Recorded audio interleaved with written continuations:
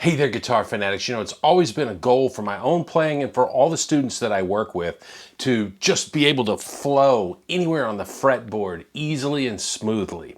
Now, every so often you're lucky enough to stumble on a hack or a shortcut that allows you to make huge gains in your playing. And today I'm going to show you how to use two simple tricks combined with the pentatonic scale, and you're going to be able to shred cascading pentatonic lines anywhere on the fretboard. Think about the pentatonic sounds of course, Eric Johnson, but also Joe Bonamassa and Eric Gales. These guys can start a lick anywhere on the fretboard, and they can play in any direction from one end of the neck to the other. And not only do they have the ability to play these lines that just seem to keep going and going, their licks have these really mesmerizing rhythms where they mix up subdivisions with 4, 5, 6, and 7 notes in a grouping. What I'll show you today is how two technique tricks, one with your picking hand, one with your fretting hand, will make it possible for you to play these same kind of licks and connect the fretboard from one end to the other. I can't wait to get into it, so grab your guitar, open up your mind, and let's play some guitar.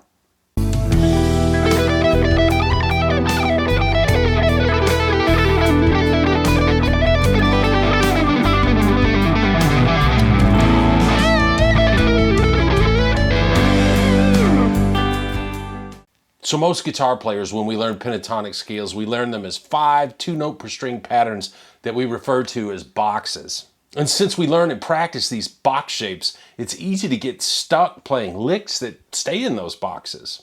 But when we hear players I mentioned like Eric Gales and Joe Bonamassa, their pentatonic playing seems to flow unhindered from box to box or pattern to pattern. And their lines have these cool cascading 3 notes forward, 1 step back kind of sound. That's kind of the icing on top of the cake. The secrets that I want to share with you today is that cascading sound, it's more than just a byproduct of the licks that they're playing. The techniques that produce that sound are actually the key to being able to flow all over the neck with those strange note groupings that sound so cool.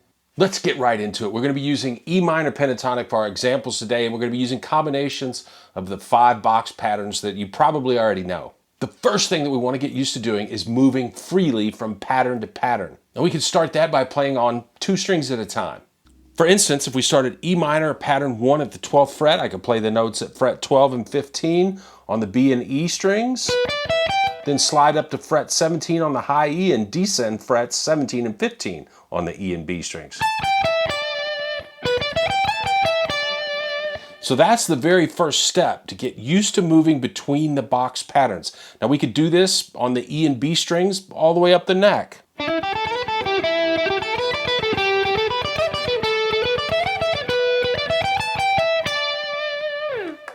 And when we start getting good at 2 strings at a time, we could do the same thing on 3 strings.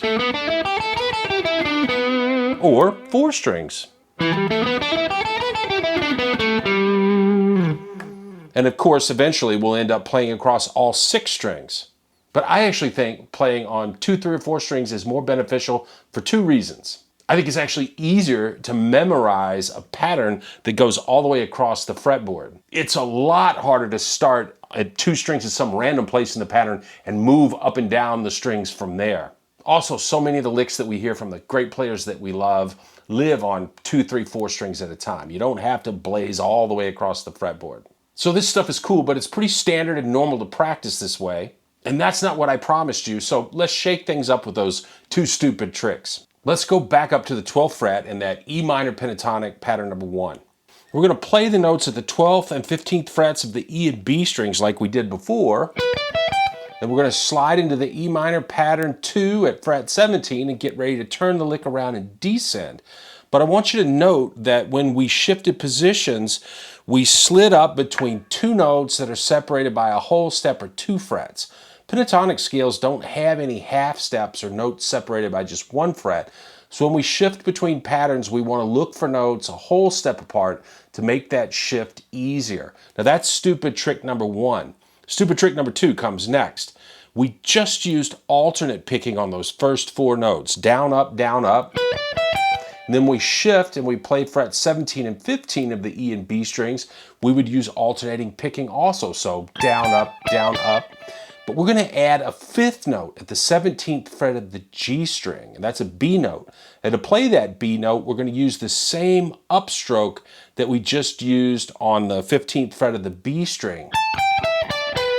So we're making a little upward sweeping motion on two strings. That gives us a 5-note grouping, and it sounds like this. And it's really that little upward sweep that's the key to making this lick easy to play. And then here comes the key to that stair-stepping cascading sound. We're going to go back to the 17th fret of the B string and play frets 17 and 15 with alternating picking. So the second note was played with an upstroke, and we're going to use another upward sweep to play the 16th fret of the G string. And then we end the lick with a downstroke of the A note at the 14th fret of the G string. And the whole lick sounds like this. We've got a 4-note ascending pattern. Then we position shift and play a quintuplet.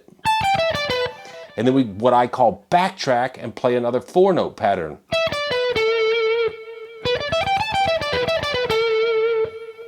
And we end up with a lick that sort of rises and falls, and it has a cool mix of subdivisions. The lick's made possible by our two stupid tricks: position shifting on a whole step, utilizing 2-string sweeps to make the picking as efficient as possible. And this little lick has all the fundamental movements that we're going to use to play everything else in this lesson. The next step is to take this little lick and move pentatonic box to pentatonic box all the way up the neck.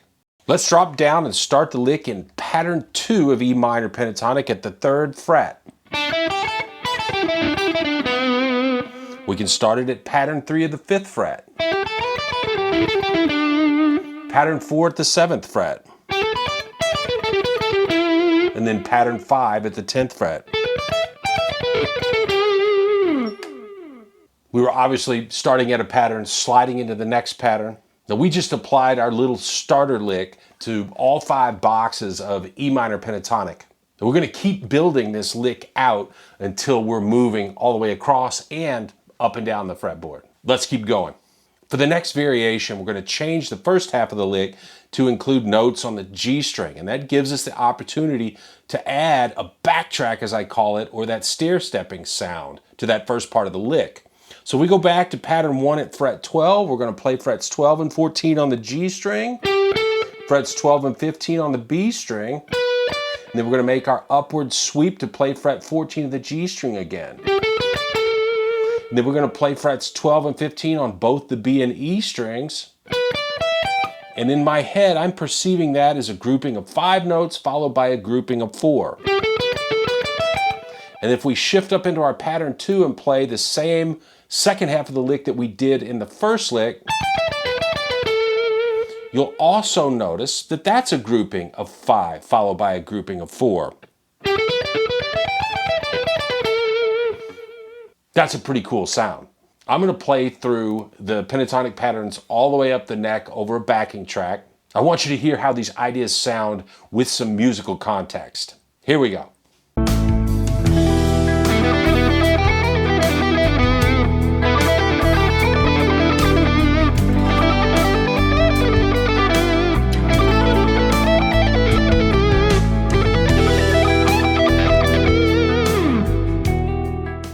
Let's add on to our lick again.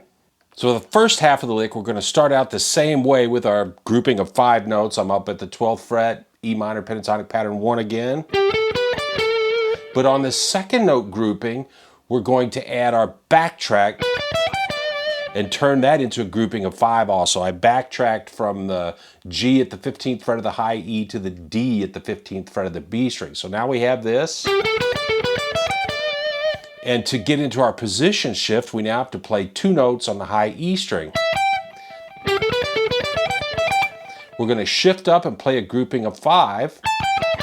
We're going to add another grouping of 5 on the B, G, and D strings.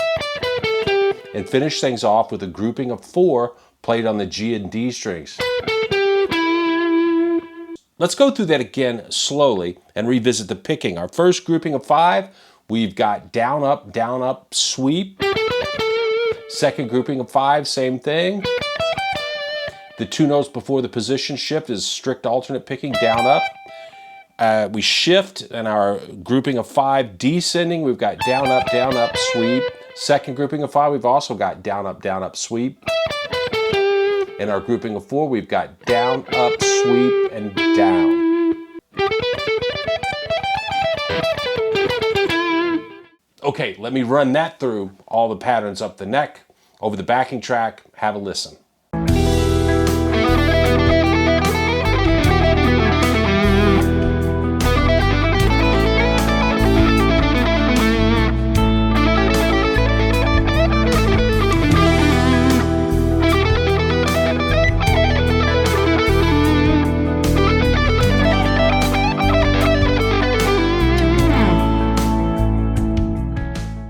So hopefully you're getting a feel for the techniques we're using here and how we're expanding the licks that we're playing step by step. It's important to realize that while we're starting these licks on one of the top few strings, you can start these licks on any string set. You also need to practice these licks in every key. E minor is great, but it's not the only key you're going to play in.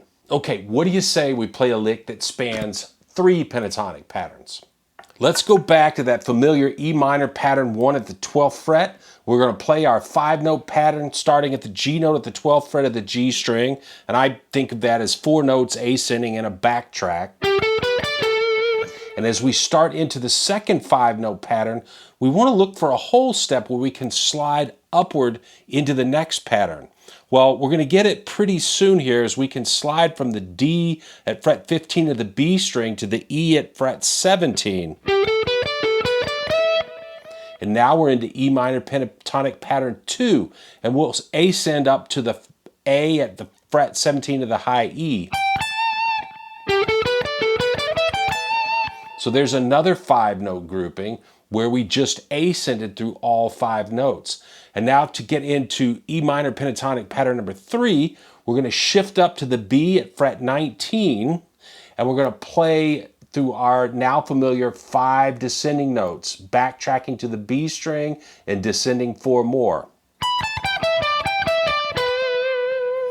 Put it all together and we have this.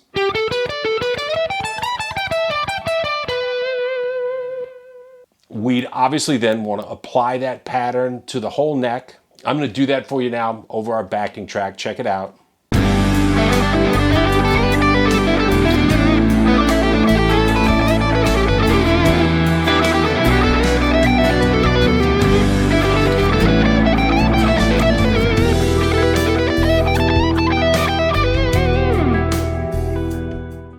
Okay, pretty cool stuff, and now we're covering some serious real estate on the neck.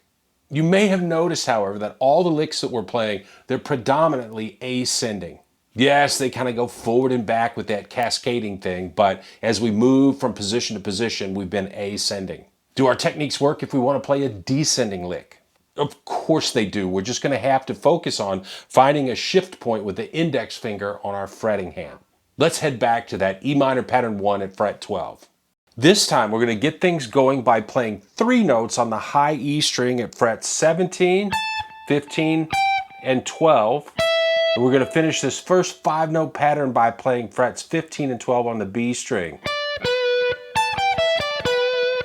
Then we're going to have a second 5-note pattern with frets 15 and 12 on both the E and B strings. And then we're going to make our first downward shift to fret 10 of the B string.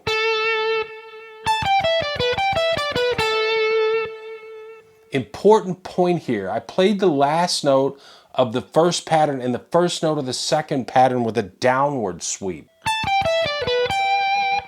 And I'm going to play the last note of the second pattern and the first note of the third pattern with a downward sweep also. Now, it just works out that we played an upstroke leading into those notes, and the downward sweep is the most efficient movement to make there. Now, our next pattern is going to be frets 12 and 10 on the E and B strings, followed by 12 on the G string. And we're back to our upward sweeping motion. We're going to follow that with frets 12 and 10 on the B string, followed by a downward shift to fret 8. So we're shifting from an A note to a G note, and we're going to see that again. And we're going to finish that grouping with the E at fret 9 of the G string. Only 4 notes in that grouping, so we break up the timing of the patterns a little bit. The next 5-note grouping is going to be frets 10 and 8 on the B string, 9 and 7 on the G string, fret 9 on the D string. We're going to backtrack to frets 9 and 7 on both the G and D.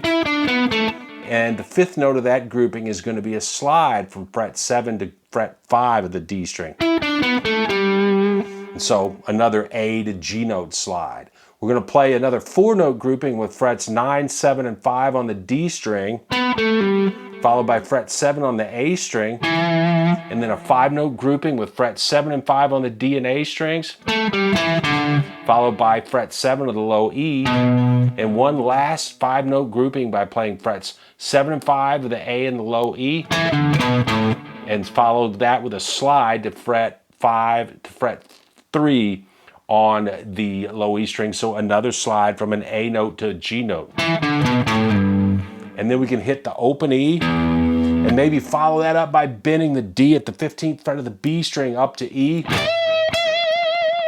for a real Eric Johnson kind of finish to the lick. Here's that whole thing slowly.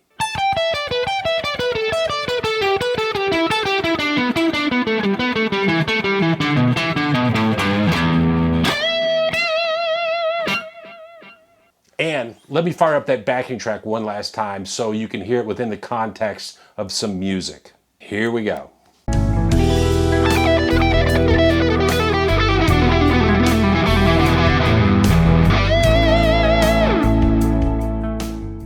Hey, thanks for checking out the video. I hope you're ready to shred pentatonics over the entire guitar neck now. You know, there are so many great things you can do with pentatonic scales. But when you're looking to play something flashy sounding that also covers a big chunk of the neck, this is a great way to do it.